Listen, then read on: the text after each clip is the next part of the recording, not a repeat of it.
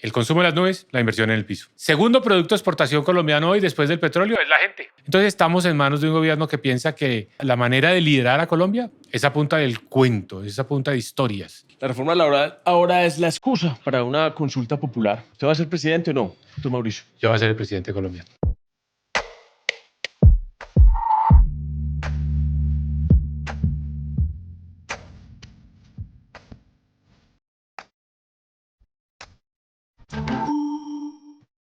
Bueno, estamos aquí en otro episodio de la tertulia política con Felipe Vélez. Estamos con una persona que ha estado hace muchos años en el centro de las decisiones económicas de este país como columnista, investigador, director de planeación, ¿cierto? De planeación nacional, ministro de Minas y Energía, ministro de Hacienda. Pero no solamente vamos a hablar de la realidad económica de hoy, vamos a hablar un poquito también de las elecciones del 2026. A nosotros nos gusta y siempre hablamos de que queremos entrevistar a los posibles líderes de la Colombia del 2026, es porque queremos quitarle un poquito la narrativa a este gobierno tan divisivo y empezar un poquito a hablar de otra visión de país, de que la gente se empieza a soñar un país diferente y hacer un poquito el clic del pesimismo al optimismo. ¿Cómo está, doctor Mauricio? Muchas gracias por estar aquí con nosotros. Bienvenido a la tertulia política. Gracias, Felipe. Estoy muy complacido de estar acá. Muy agradable esta invitación. Me siento muy complacido, muy honrado. Y qué bueno que podamos tener ese diálogo tranquilo, sereno, sobre el país que estamos soñando todos para el 2026. Bueno, hablemos un poquito, si quiere empezamos con la economía. ¿Cuál es la realidad hoy? La realidad económica hoy de Colombia. La sensación térmica es buena. Si usted habla con un empresario, si habla con cualquier colombiano y le pregunta cómo está la situación económica, la gente tenderá a decir que bien. ¿Por qué? Porque las ventas están altas, las utilidades de las empresas van bien, el consumo ha aumentado, de hecho el consumo está disparado. Estamos consumiendo un 25% más de lo que consumíamos antes de la pandemia. Esos son más motos, son más cervezas, son más entradas al estadio, más entretenimiento, o sea, todo el consumo está subiendo. Entonces eso genera una sensación de bienestar. Pero por dentro hay una corriente que está debilitando la economía. Y ese consumo es bastante efímero porque la inversión, que es lo que le da sustento a una economía, que es lo que permite que una economía crezca, la inversión está en el piso. Entonces, el consumo en las nubes, la inversión en el piso. Y esa mezcla es muy mala porque hace que el consumo pues, sea insostenible. Pero la gente, ese consumo, ¿de dónde se deriva? ¿De la deuda? Hay muchas razones, hay como unos 8 factores. Yo el otro día estaba hablando con un empresario aquí en Medellín que está en ese sector de consumo y de ventas y me tenía muy mapeado toda la explicación. Pues yo le menciono las más importantes. Una muy importante es el gasto del gobierno. El gobierno está gastando mucha plata, pero no en las cosas que son inversión. No en carreteras, no en escuelas, no en hospitales, sino en contratos de prestación de servicios.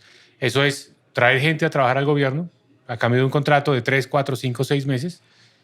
Lo que va corrido este año, se han gastado 16 billones de pesos en esos contratos de prestación de servicios y eso es plata en el bolsillo de la gente. Eso sí, a cambio de un voto, por eso se llama empleo militante, es el nombre que le han puesto. Empleo militante es un empleo al que milita, no al que tiene el mérito, sino al que milita.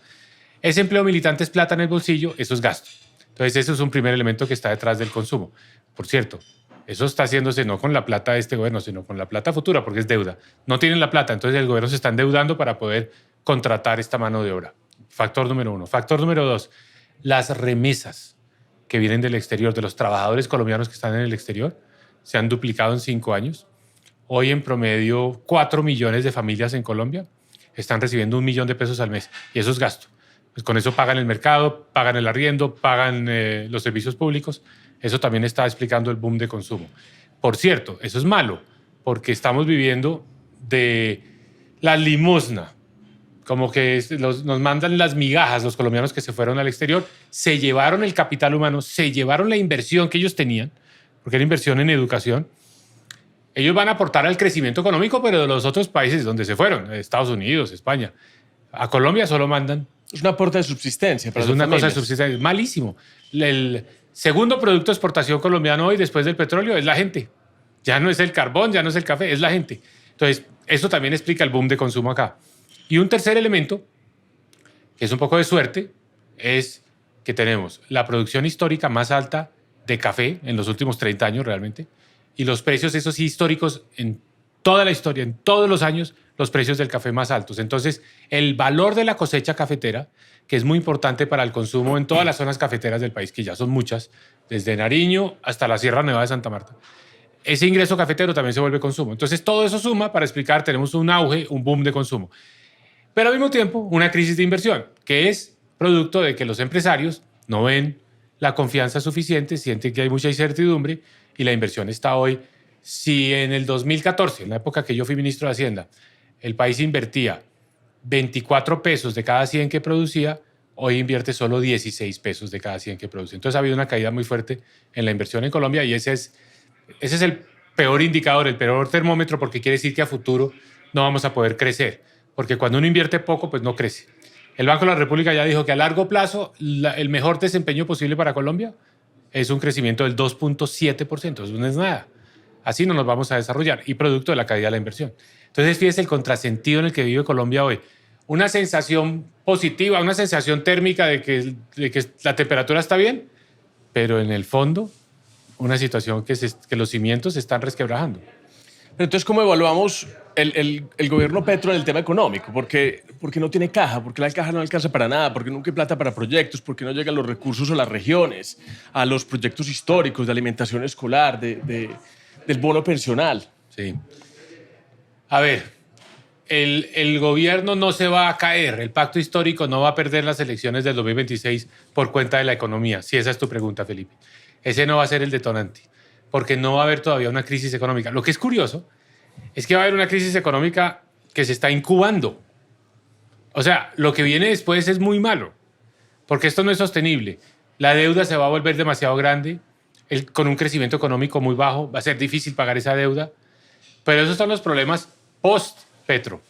Petro alcanza a salir como que el país en materia económica no está tan mal, de hecho va a mostrar que el crecimiento económico se va a recuperar un poco, pero va a dejar una bomba de tiempo ahí a punto de explotar. ¿Y entonces qué le toca hacer a ese próximo gobierno que entre en el 26? O sea, ¿qué medidas le toca para enderezar la economía colombiana? Lo primero es desactivarla y la única forma de desactivarla es recortando el gasto público.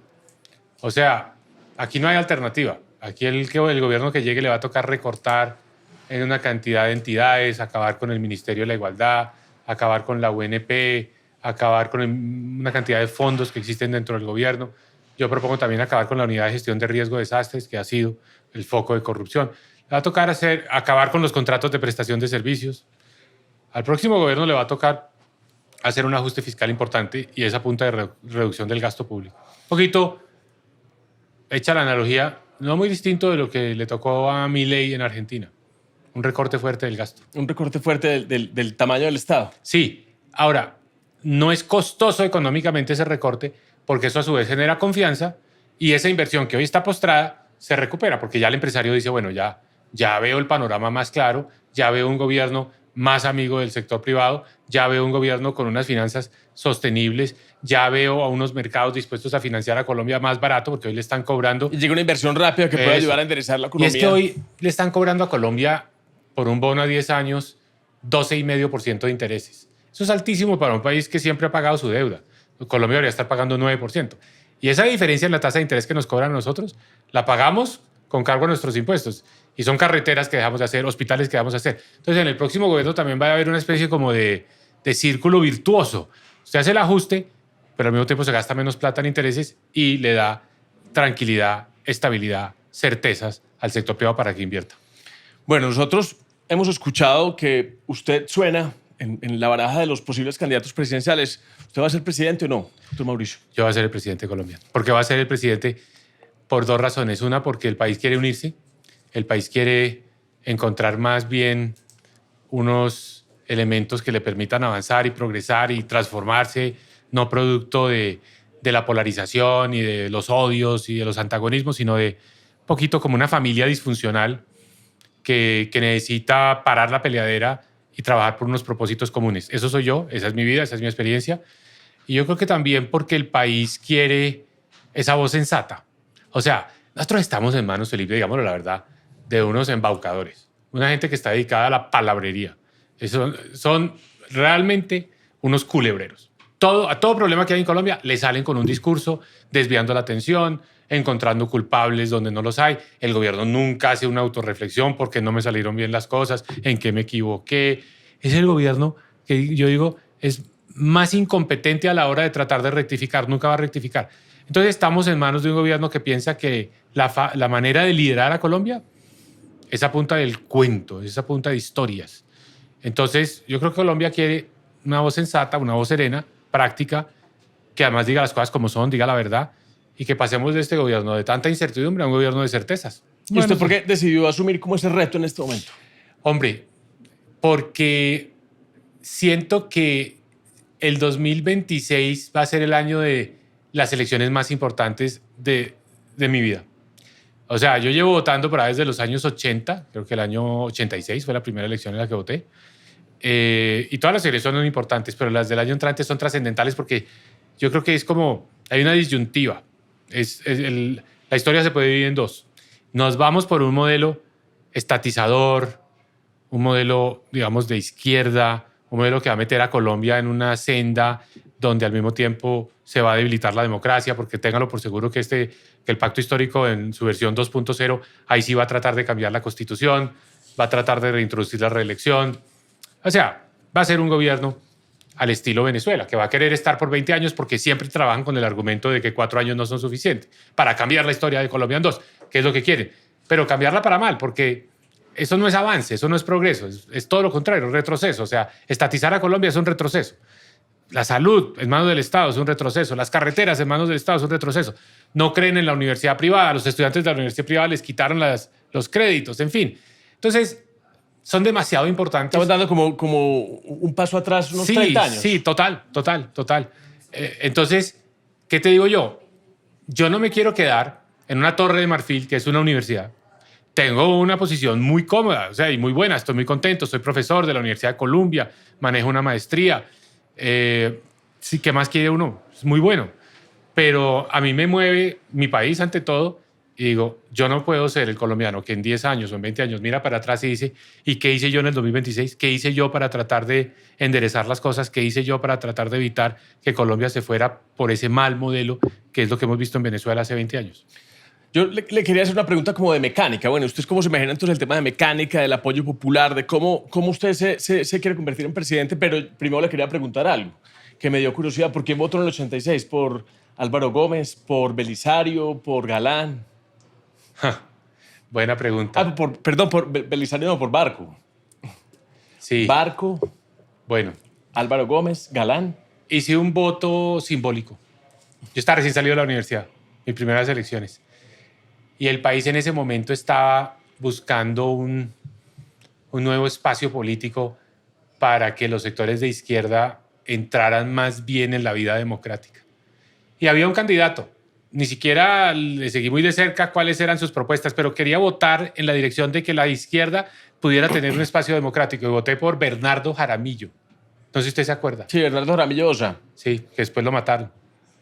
¿Por qué? Porque era el voto de apoyo, el que el país se mueva en la dirección de que la izquierda encuentre un espacio en la vida democrática, cosa que pues en ese momento no funcionó. Eso era, no era que compartiera la ideología de la Unión Patriótica, ni mucho menos, ¿no?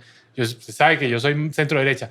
Pero recién salí de la universidad dije, ojalá que Colombia coja por ese rumbo, démosle un poquito de impulso a estos movimientos de izquierda para que encuentren un espacio en la vida democrática del país y dejen de estar en la guerrilla matándonos. ¿Y usted cómo se imagina en términos de mecánica? Porque eso es lo que la gente se pregunta. ¿Cómo entonces Mauricio Cárdenas, como candidato de centro derecha, medio independiente, cómo piensa lograr ser presidente del país? Esto es paso a paso. Esto es primero dándole a conocer al país las propuestas, la hoja de vida, las propuestas. El país necesita esa voz tranquila, serena, práctica. El país necesita soluciones efectivas. Entonces, primero es eso. Y eso es en la calle, Felipe. Calle. Voy a salir a buscar firmas. Eso nos da contacto con la ciudadanía, nos da contacto con el país. Consigo mis firmas y me meto ya digamos, con la mira puesta en la consulta interpartidista de marzo del 2026. Llegar a esa consulta hojada con el respaldo de algunos partidos, pero yo quiero tener la boleta de entrada por mi propia cuenta, con mi propio trabajo, con mi propio esfuerzo, que salir a recoger las firmas. Las firmas tienen una ventaja.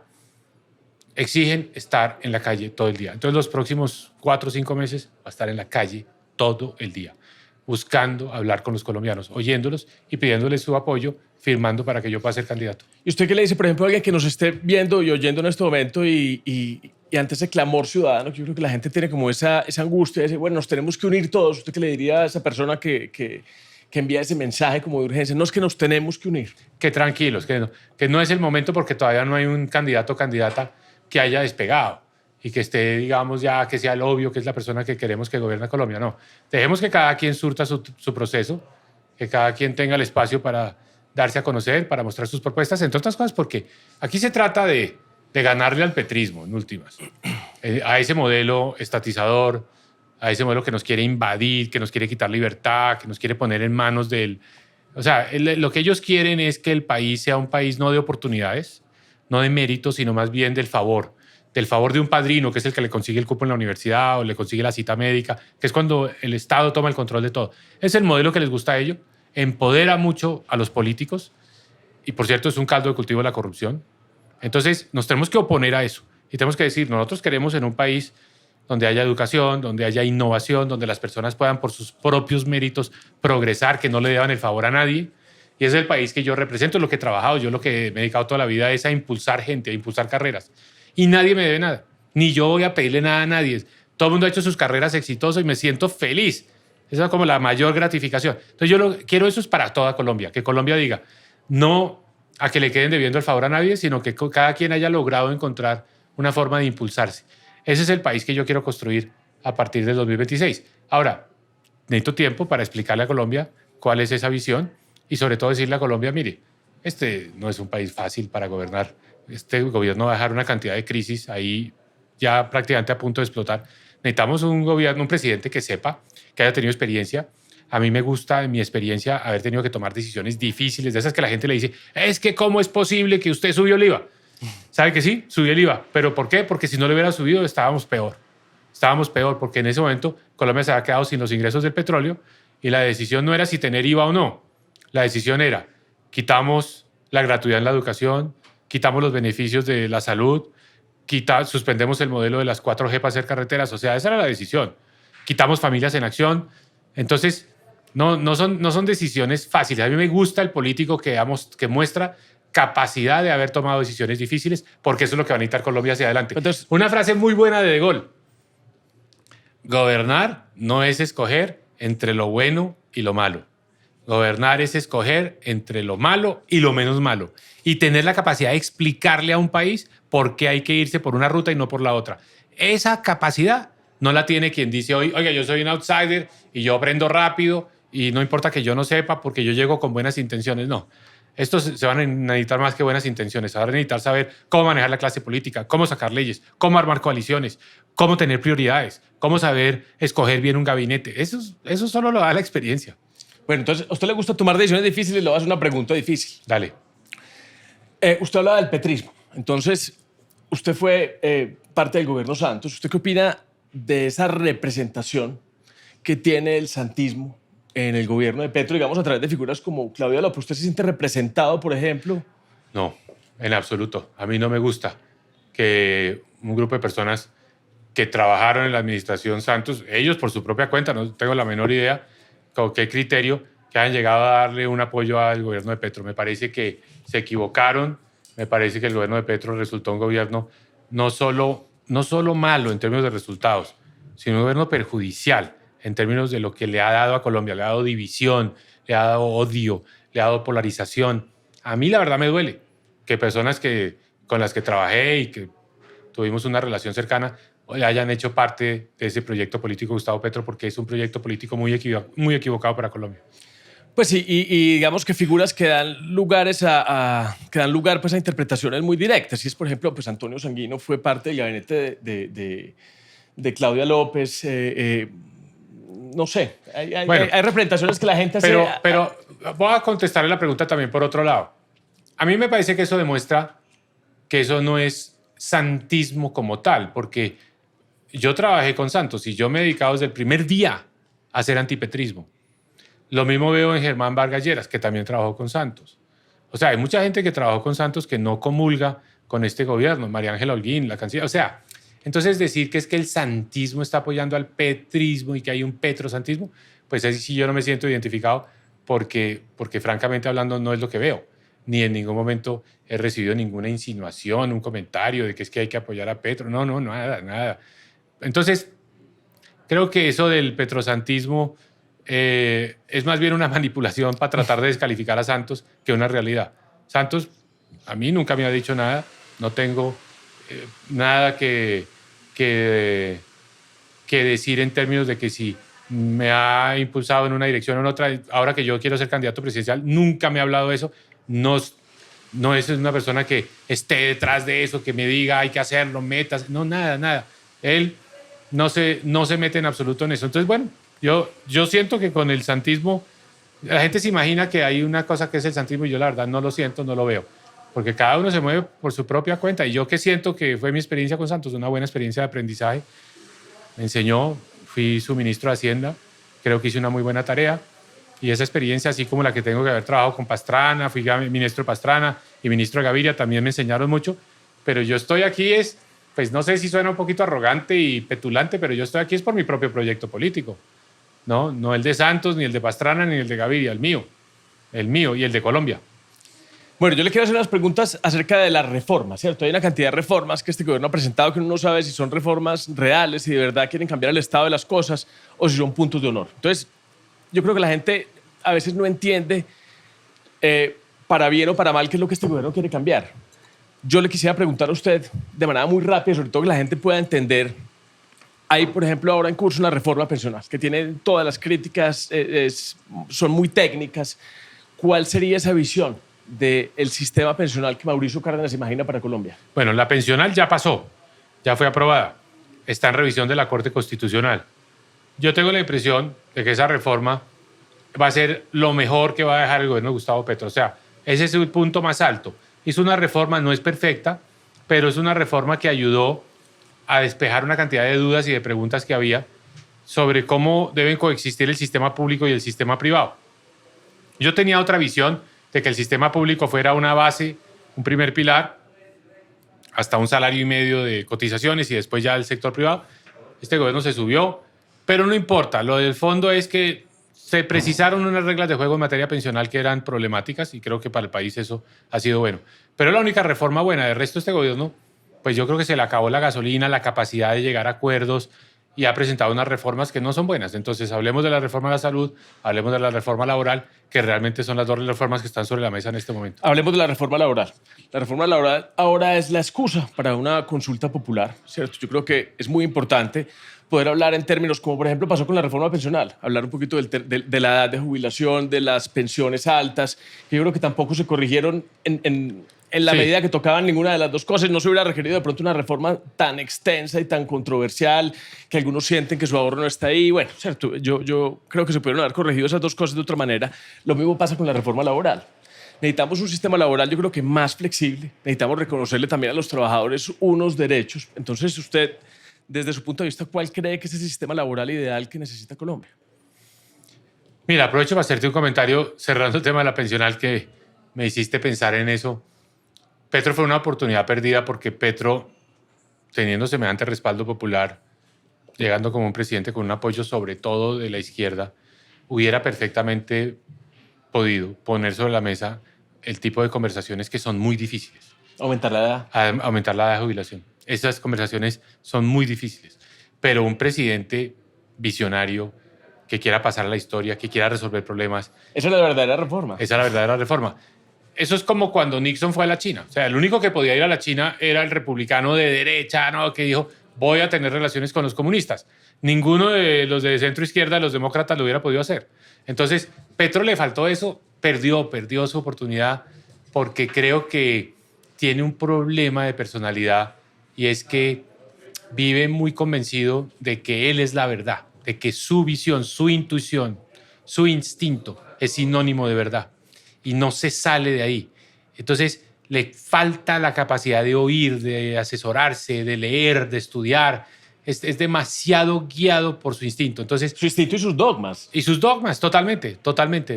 Es un presidente hecho formado para otra época, para otros. O sea, Es como de los años 60, los años 70. Dogmas que este país ya inclusive atravesó. O sea, Y aquí ya vivimos el Instituto de Seguros Sociales. El mundo evolucionó. El mundo hace las carreteras con la participación privada. Eso lo hacen en la China, lo hacen en Vietnam.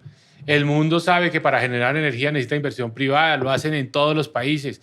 Europa es un buen modelo de gobiernos que han tenido, obviamente, ideología de izquierda, pero que saben coexistir con el sector privado. No, Petro es muy radical en sus visiones y no cede. Entonces, se ensimismó, es como que no logra contextualizar para decir, bueno, ¿qué es lo que necesita un país en un momento? No tiene como la cintura. Y eso es lo que le impidió llegar a acuerdos para la laboral, para la salud. Pero bueno, te quería decir eso porque creo que fue una oportunidad perdida para Colombia para haber podido tomar decisiones que son más difíciles desde otras orillas ideológicas. Reforma laboral. Un poco guiados por el dogma, la visión de Petro es: dele más beneficios a los trabajadores asalariados, que eso va a empujar toda la economía. Ese es un poco, en términos simplistas, lo que él piensa. O sea, aumente el salario mínimo, que eso arrastra toda la economía. Reconozca más por las horas extras, que eso arrastra toda la economía.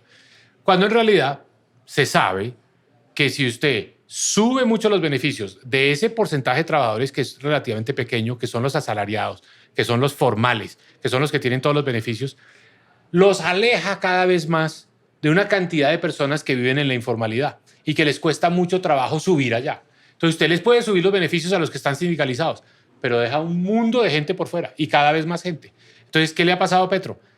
Que ha aumentado la informalidad, que es como la peor contradicción para un líder de izquierda. Llega y le aumenta la informalidad, cuando un líder de izquierda lo que debe hacer es: oiga, hay una cantidad de trabajadores que están en unas condiciones precarias, con trabajos de mala calidad, hay que mejorárselas. Pero él no entiende que para hacer eso tiene más bien que flexibilizar un poco los beneficios de los formales acá arriba para que más gente pueda llegar allá.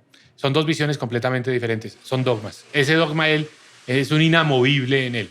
Y ese es el argumento, tú lo vas a ver cada vez que habla del salario mínimo, cada vez que habla de horas extras, cada vez que habla de jornada. Todo es en función de que es que mejorándole las condiciones a los trabajadores asalariados sindicalizados, todo el mundo va a ganar. Y eso no es cierto. Eso no es cierto porque hay mucha gente que entonces se queda por fuera. De acuerdo. Y por último, pasemos al tema de la reforma a la salud, que también yo creo que se pudo haber solucionado un sistema que venía funcionando correctamente y que ahora yo creo que llevamos 3 años destruyéndolo. Yo creo que el problema es gigante y es un problema financiero. ¿Cómo va a ser Colombia para solucionar después del 2026 esa gran cantidad de recursos que necesita el sector salud para volver a respirar, ¿cierto? Que estar en una especie de cuidados intensivos, inducidos por el gobierno nacional? Gustavo Petro es un poquito como ese animal que le gusta destruir, demoler, y que le encuentra a eso un cierto placer, como que eso se vuelve un objetivo en sí mismo, demoler. ¿Por qué? Porque son los ricos, porque es el viejo sistema, porque es las élites, demoler. Entonces, en el sector de la salud, él se preocupó sobre todo por demoler. Y usted mira la salud hoy y realmente es una pila de escombros. Las EPS quebradas, las EPS intervenidas, muchos hospitales que cierran, muchos hospitales e IPS que hoy no atienden si la gente no llega con la plata. Cuando en el gobierno, gobernar para mí es más para constructores. Usted tiene que ser muy calculador a la hora de saber qué va a demoler, qué entidad va a cerrar, porque tiene que estar pensando desde el primer momento en qué va a construir y tiene que empezar a construir. Entonces, es como un constructor que va a hacer un edificio nuevo y pues muy rápidamente tiene que pasar de la fase de la demolición a sembrar los cimientos. Aquí no se ha sembrado ningún cimiento, no se ha construido nada en el caso de la salud, entonces quedamos con una demolición. ¿Y cuáles son las ruinas? ¿Cuáles son los escombros? Pues que la gente no le dan las citas, que la gente no les autorizan los procedimientos, que a la gente no le dan los medicamentos y el país quedó muy mal. Si tú me preguntas cuál es el tema que hoy en mis recorridos por Colombia, oyendo a la gente, más le preocupa y es una constante en Medellín, en Sincelejo, en Riohacha, en Pasto, en Tumaco, es la salud. La gente dice, nos quedamos sin salud, la gente se nos está muriendo y yo creo que eso es porque el experto en demoliciones estaba demasiado obsesionado con acabar con algo porque el sector privado estaba ahí, nuevamente la ideología, y como el sector privado estaba ahí, había que sacarlo, pero dejó una demolición. Al próximo gobierno le va a tocar pasar a la construcción, le va a tocar construir un sector de la salud. Y le va a tocar financiarlo y va a ser complejo, un reto complejo. Va a tener, fíjese lo difícil, Felipe, va a tener que arrancar con una cuenta de 15 billones de pesos que hay que pagar, que es lo que le están debiendo a las IPS. Y volver a armar un sistema con EPS y volver a armar un sistema donde haya más atención, donde, listo, estoy de acuerdo con las grandes aspiraciones, las ambiciones del presidente, que haya más prevención, claro, que haya una forma de atender a los colombianos más cerca a sus casas, claro, pero es que usted no puede hacer eso a partir de la ruina. Usted va haciendo eso sobre la marcha, en el margen, mejorando un sistema, construyendo sobre lo construido. Eso es lo que hay que hacer. Usted ahora me dijo que de pronto este gobierno no lo iban a juzgar por la economía, porque la gente iba a sentir que la economía del día a día estaba funcionando, pero de pronto sí por el tema de la salud. Total. Yo creo que ese es el primero. Aquí va a haber salud, seguridad. Me parece que son como los dos temas que están más a flor de piel, que generan el descontento. Y hay uno tercero que es los jóvenes. Votaron por un cambio, entre comillas, votaron porque el presidente los ilusionaba, les prometió cupos en las universidades y nada de eso ha llegado. De hecho, hoy en Colombia solamente 4 de cada 10 colombianos jóvenes en edad de universidad están en la universidad. 4 de 10, hace 5 años eran 5. ¿Por qué? Porque les quitó el apoyo. Y de nuevo, los dogmas, fíjate lo interesante. Usted está en una universidad privada, necesita apoyo. Usted es de estrato 1 o 2, ¿está en una universidad privada? No se lo voy a dar porque usted está en una universidad privada. Pásese a la pública, que eso es lo único que yo voy a apoyar. Esa es la visión de que es el Estado el que debe ser el que resuelve todo. Y detrás de eso es la visión de que es el padrino político el que le da a usted las oportunidades. No, yo me resisto a eso. No creo que Colombia quiera eso. Colombia quiere un país más abierto, más democrático, una sociedad más libre. Usted le doy la oportunidad, vaya a la universidad privada, vaya a la universidad pública, independientemente de dónde va, tiene su subsidio.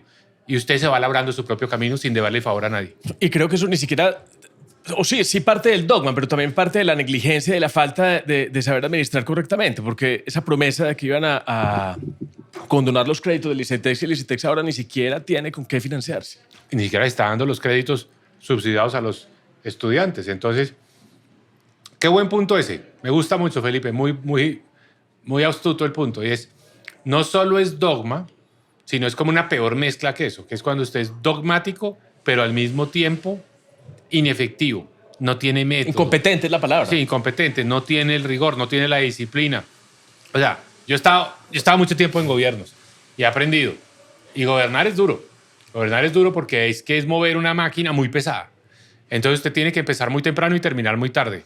Y no puede tomar trago, ni puede desviarse, ni puede estar distraído, ni puede desaparecerse en un viaje 2 días. Puede trabajar 4 días a la semana, hay que trabajar 7 de 7. No puede. Usted tiene que estar a las 7 de la mañana. ¿Sabe qué? Esto suena feo, pero es así. Usted tiene que estar a las 7 de la mañana arriando, moviendo. ¿Qué pasó con esto? ¿Por qué no se han cumplido los cronogramas? ¿Por qué este sobrecosto? Y dando ejemplo. Venga, pero va a utilizar algo que usted dijo de hay que mover una máquina muy pesada para hablar de otro tema. Hay un pendiente que para mí dejó la Constitución del 91 y tiene mucho que ver con la autonomía fiscal y yo creo que inclusive técnica de los territorios. ¿Usted qué opina entonces de toda esta discusión de la descentralización? Hombre, eso hizo crisis, ya. Porque el modelo tenía problemas, ¿no? De que Bogotá decidía todo. Yo lo voy a decir muy francamente. Si usted quiere hacer una cancha de fútbol en Andes, Antioquia, no tiene una alternativa distinta a ir a Bogotá a pedir la plata. El municipio no tiene con qué hacer una cancha deportiva. Y eso no es el país que queremos. Uno quisiera un país donde al alcalde le llega una plata en Andes y la comunidad decide si quieren pavimentar la plaza principal o si quieren hacer otra cancha de fútbol o si quieren hacer un centro cultural. Ese es el país en el que uno quiere vivir. Ya hay una especie de responsabilidad. Qué pena lo interrumpo. Es que sí. Hay una cosa adicional. Hay una responsabilidad diluida. Porque como no tenemos con qué, todo viene de Bogotá, al final la responsabilidad nunca es de los gobernantes. Cuando la responsabilidad sea de los gobernantes, creo que también vamos a elegir mejor por consecuencia. Y un problema adicional. El mediador, el intermediario, el árbitro... Es el congresista. Es el congresista. Y ese es el... O sea, ese es el problema de corrupción de Porque Colombia. va en el contrato. Ese es el problema de corrupción. Ahí está.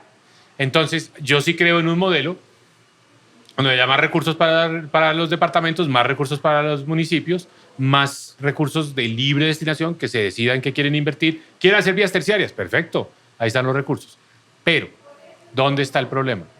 Eso que era así ya en el pasado, ahora hizo crisis, porque ahora resulta que el gobierno nacional, con un dogma, con una ideología, si no comulga con la del gobierno local, le corta el chorro. lo castiga. Entonces aquí hay unos que están siendo favorecidos, premiados, porque están en la línea del gobierno nacional. Gobierno, por ejemplo, póngale el gobernador de Nariño, inundado de plata, porque es del pacto histórico. Mientras si usted es alcalde de Medellín o alcalde de Bogotá, le cortaron el chorro, o alcalde de Barranquilla. O el Valle, que nos enteramos que iba bien, hasta el chat donde les ordenan que les corten los recursos. Entonces, ya el país dijo, hoy no, esto que no funcionaba bien porque entonces la plata estaba en Bogotá y tocaba pelearla y como un problema de eficiencia, ahora se volvió un problema de democracia. De que entonces, si usted no está con el partido de gobierno, pierde.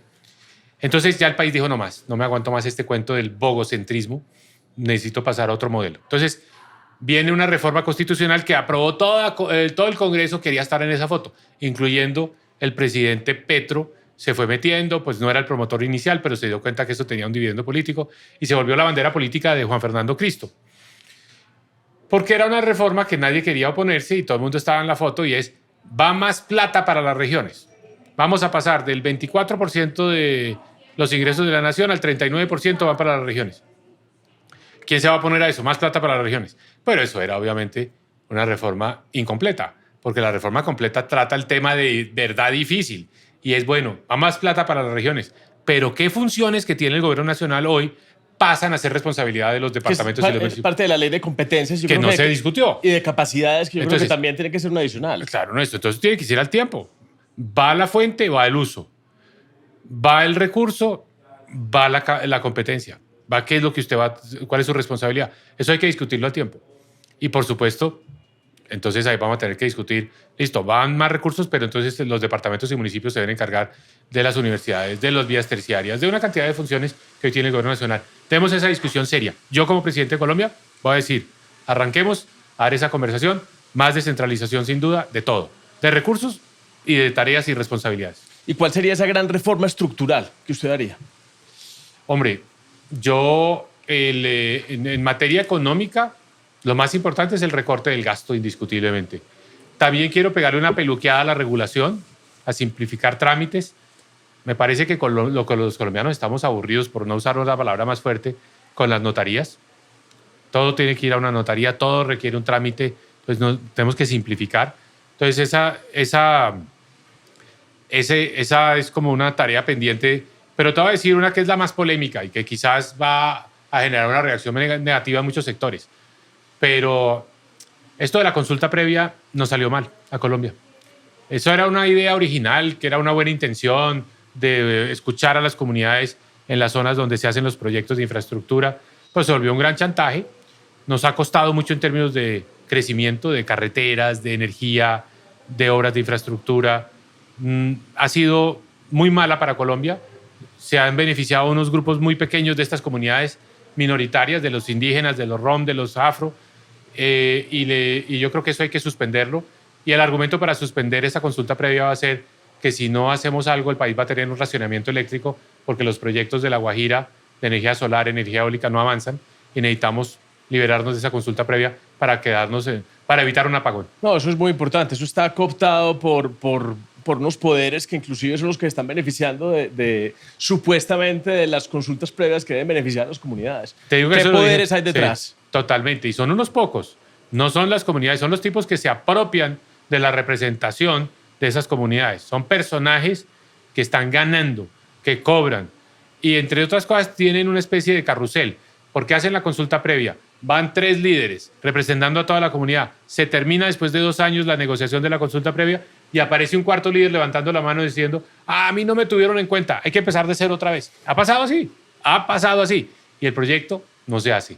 Entonces hoy tenemos las torres de energía eólica, los paneles de energía solar en Guacalados, en Puerto Brisa, en Dibuya, en La Guajira, oxidándose porque no se han podido instalar, porque si se instalan no tienen cómo generar energía, porque no hay una línea de transmisión por un problema de consulta previa. El mundo al revés. Y Colombia entera va a sufrir un apagón. Entonces yo me pregunto, Felipe, ¿qué es más importante, el interés colectivo de todos los colombianos o el interés particular de esas comunidades? Y esto lo he dicho en Quibdó, lo he dicho en Riohacha, pensando que me iban a abuchear. Y aplaudió la gente. Porque ellos saben que hay 4 o 5 que son los que se están beneficiando de eso y la comunidad entera no. Y nos ha ido muy mal oyendo este tipo de medidas populares o populistas, que es lo que la gente quiere escuchar, cuando en realidad no tenemos la transformación que requerimos. Entonces, ese es el tipo de propuestas que necesitamos. Bueno, esa es nuestra tarea. Bueno, y usted está recorriendo, seriedad. Y usted está recorriendo el país. Usted ha venido a Antioquia varias veces. Sí. ¿Usted cuál cree que es la obra de infraestructura o de transformación que Antioquia y Medellín necesitan? Bueno, voy a decir la que yo me siento muy orgulloso. O sea,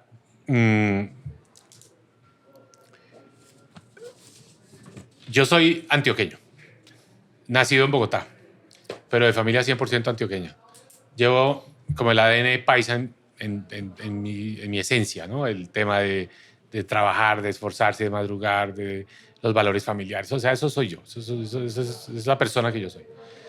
Entonces me siento siempre muy orgulloso por cosas positivas que pasan en Antioquia y porque pues las vivo muy de cerca, mi familia está acá, etc. Y estoy muy orgulloso de Puerto Antioquia, un proyecto al que el gobierno Petro le ha hecho todo tipo de oposición. Y el día que eso se termine y el día que se termine el túnel del Toyo y todas las 4G hasta Urabá, hasta Turbo, esto va a cambiar completamente la cara de Antioquia. Entonces me siento muy orgulloso, como que digo, qué maravilla, están pasando cosas buenas en Colombia. Y también veo en Antioquia como un sueño, y es que yo te he hablado mucho en esta charla de la innovación, el emprendimiento, y a Colombia la va a sacar al otro lado es el sector privado. Nosotros en lo público nos va a tocar como las cosas duras, el recorte, las reformas, las transformaciones, enfrentar una oposición que va a ser el petrismo convertido en oposición. Pero el que nos va a dar oxígeno para hacer todo eso es el sector privado, el sector empresarial, que en la medida que vea las condiciones, pues va a invertir y va a crecer y va a exportar. Entonces, yo siento que el empresariado antioqueño va a ser muy importante para ese nuevo momento que va a vivir Colombia a partir del 2026 y ese es como que siento que ahí está el gran aliado, esa pequeña, mediana, gran empresa, exportadora, talentosa, en fin. Entonces, bueno, eso es lo que yo siento frente a Antioquia. Y en cuanto a sueño de qué se necesita, cuáles son como las grandes obras pendientes, hombre, este departamento como que lo ha tratado de apachurrar un poco Petro, Quintero, ¿no? Entonces como que necesita despertar, florecer, como que necesita apoyo de todo nivel, nacional, departamental, municipal. Qué bueno sería que hubiera un gobierno nacional que apoye al alcalde, que apoye al gobernador y que sumados entonces empiezan a hacer grandes transformaciones en Colombia y que Antioquia se vuelve un gran ejemplo para todo el país. ¿Qué me gusta mucho de Antioquia? Que se nos vuelva el modelo de exportación de servicios. Exportar, facturar en dólares y vivir en pesos. Exportar servicios de tecnología, exportar programación, exportar capacidad de hacer aplicativos con inteligencia artificial, exportar servicios. Eso es lo que yo sueño y que este sea como el gran nodo con de un pequeño componente, que sean servicios de valor agregado y no simplemente de maquila, que eso sería un golpe económico muy potente. Sí. A poquito el modelo, ¿sabes cuál es? Que es pues como muy gráfico y muy tangible, el de la música. Es un servicio y podemos vivir muy bien en Colombia exportando un servicio, vendiendo en dólares. O sea, alguien me decía el otro día que si Medellín fuera un país, sería el 8º país más grande del mundo en términos de la cantidad de horas que la gente oye en Spotify. Eso es lo que me parecería maravilloso, no solo en la música, sino en la programación, en el mundo de los servicios de tecnología, de data centers, de call centers, en fin. Maravilloso. Bueno, y por último, hablando un poquito como del mundo. Usted conoce muy bien el mundo. ¿Usted cómo ve todos estos desvaríos diplomáticos que han ocurrido ahora con Alemania, con Turquía, con Chile, con China? ¿Cómo hacemos nosotros en el 2026 para recuperar otra vez todo este tema nuestro de política exterior? Hombre, yo soy muy de la parte internacional, digamos que mi trabajo ha estado mucho en ese escenario. Soy el director de la maestría en liderazgo global de la Universidad de Columbia. O sea, estoy siempre interactuando con una cantidad de gente por fuera de Colombia. Primero, siempre traigo a mis estudiantes a Colombia y se enamoran de Colombia. Entonces yo digo, lo primero es que si los extranjeros se enamoran de Colombia, nosotros tenemos que enamorarnos de Colombia. Hay que enamorar a la gente de Colombia. Tenemos que estar muy orgullosos de nuestro país. Pero a veces no estamos orgullosos porque sentimos que tenemos un gobierno que nos hace quedar mal, que improvisa, que dice cosas absurdas, que se va a un escenario internacional a hablar de cosas que no tienen ni pies ni cabeza. Y la gente se da cuenta. Nos hace sentir vergüenza, ¿cierto? Vergüenza, la gente se da cuenta. O sea, usted no puede salir a hablar de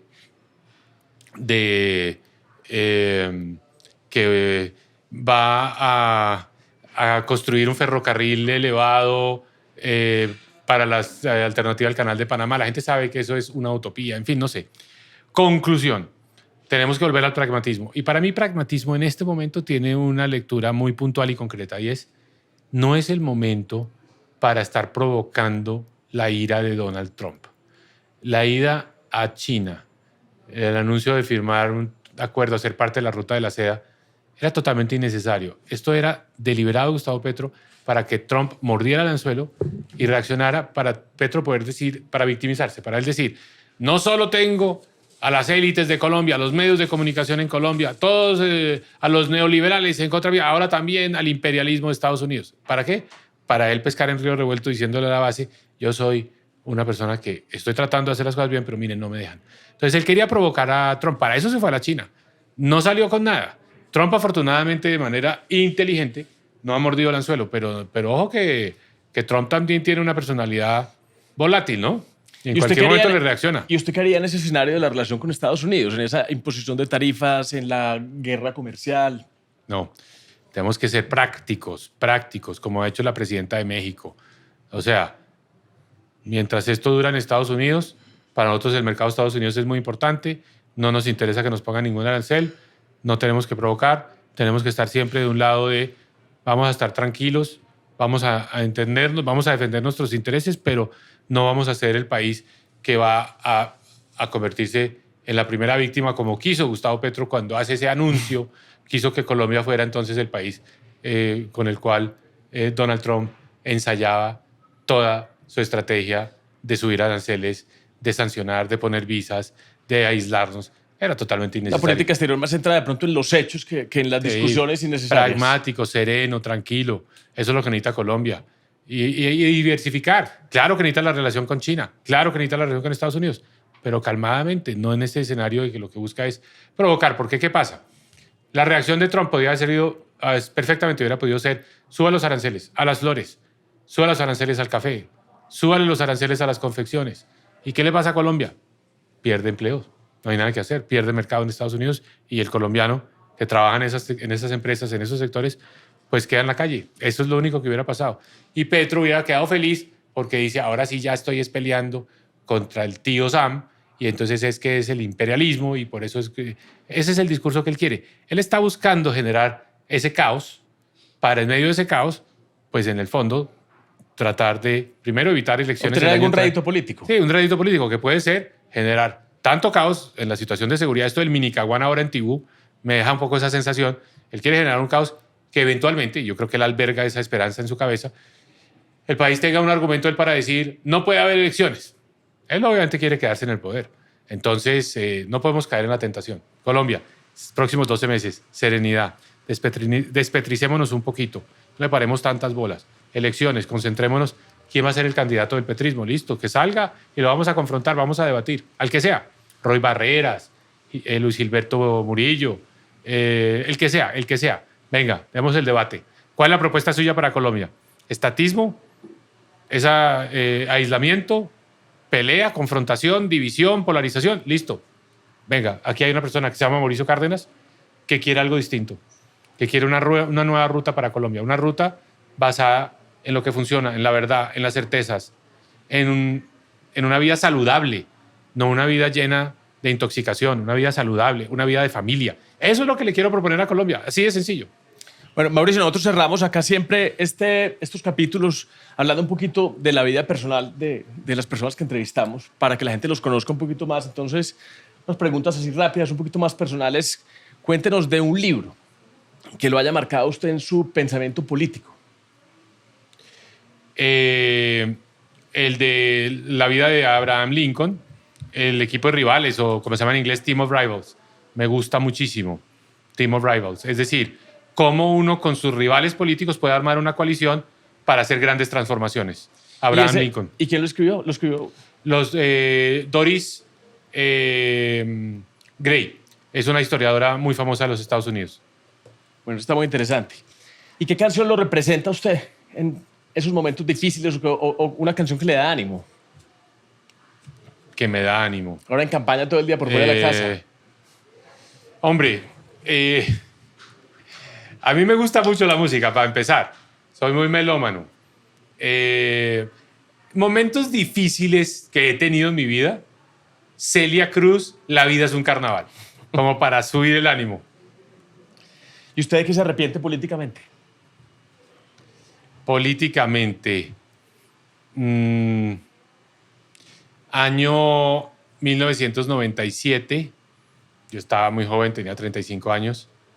Y Andrés Pastrana, que ya se perfilaba como la persona que iba a probablemente ganar las elecciones en 1998, o sea, un año después, me dice: Mauricio, tiene todo mi apoyo y el de mi partido para ser candidato a la alcaldía de Bogotá. Yo en ese momento era director de Fedesarrollo y francamente hablando estaba muy bien, estaba cómodo, estaba empezando una vida familiar, etcétera. Y yo creo que debía haber tenido, digamos, como haberme arrojado, así no hubiera ganado. Me hubiera gustado tener ese primer experimento en política. ¿Usted qué le diría a ese Mauricio, director de Fedesarrollo? Láncese. Láncese, que es lo que me estoy diciendo hoy en día. No, arrepentir de hacer las cosas que no hacer. Sí, yo no me voy a quedar ahora pensando, oiga, ¿cómo no me metí? Hay que meterse. Y otra, ya nos contó una, pero una anécdota así personal o política que lo haya marcado especialmente, que de pronto no haya contado públicamente. A ver, pero dame como pistas, ¿qué género te gustaría? Como en qué área, como de qué estilo. Así, como de esas decisiones políticas que no conocemos, de esas de confidenciales, de las conversaciones por detrás que no salieron nunca a la luz pública. Fueron momentos complicados de negociaciones que nadie se enteró. Bueno, tengo un libro que se llama Cómo avanza Colombia, que tiene muchas historias de ese estilo, de cosas que pasan tras bambalinas. Yo estaba muy en la línea en el año 2016, que por razones de salud del país, salud pública, era necesario subir los impuestos a las bebidas azucaradas, ¿no es cierto? A un objetivo que tenía. No por plata, no por recaudo, no por ingresos para el gobierno, sino por un tema de salud pública. Y le trabajé mucho a ese tema, buscando un impuesto de 150 pesos por cada litro de gaseosa. Y llegué, y yo tenía un objetivo pues mucho más grande desde el punto de vista fiscal, que era el tema del IVA. Con ese sí era un tema muy serio, porque si no el país se estaba quedando sin plata y hubiera sido necesario hacer un recorte de gasto social muy grande y hubiéramos retrocedido en muchos de los indicadores de reducción de la pobreza. Y un grupo de representantes a la Cámara me dijo: mire, no vamos con el impuesto a las gaseosas, pero sí lo vamos a apoyar con el IVA. Y yo dije, no les estoy creyendo, porque los impuestos a las gaseosas es una fracción mínima comparado con lo del IVA. No, cuente con nosotros. Lo de las gaseosas no nos suena, pero lo del IVA sí lo vamos a acompañar. Yo no les creí y después me di cuenta que era en serio, que sí estaban dispuestos a hacer ese tipo de acuerdo conmigo. Entonces le tocó retirar ese impuesto, que era un poquito un tema personal. Sí, pero cumplieron. Y obviamente, pues la parte no tan bonita de esa historia es que yo creo que las presiones de los lobistas de la industria de las gaseosas eran muy fuertes, y por eso ellos se dieron ese tema de las gaseosas, que desde el punto de vista de recaudo era insignificante. O sea, lo importante era el IVA. Entonces, pues claro, yo dije, bueno, si eso es así, sacrifiquémoslo las gaseosas y concentrémonos en lo del IVA. Bueno, está por último. Usted es de familia paisa, nacido en Bogotá. Sí. ¿Ajiaco o bandeja paisa? Bandeja paisa. Bueno, pero te voy a ser sincero. Nuestra tradición familiar era un almuerzo, como en todas las familias antioqueñas, los sábados, todo el mundo tiene que estar el sábado y eso se siguió por muchos años. Y se rotaba. Un sábado ajiaco, otro sábado frijolada. Bueno, ¿no? La pregunta es cuál me gustaba más. Y la verdad, la frijolada. Bueno, Mauricio, le agradezco mucho por estar aquí con nosotros en la tertulia política. Aquí hablamos de todos los temas, hablamos de economía, de política, de mecánica electoral, de anécdotas. Muy interesante. Muchas gracias por estar aquí con nosotros. Y a ti, Felipe, por la invitación, y qué buena esta conversación. Te agradezco mucho este espacio. Gracias, hermano.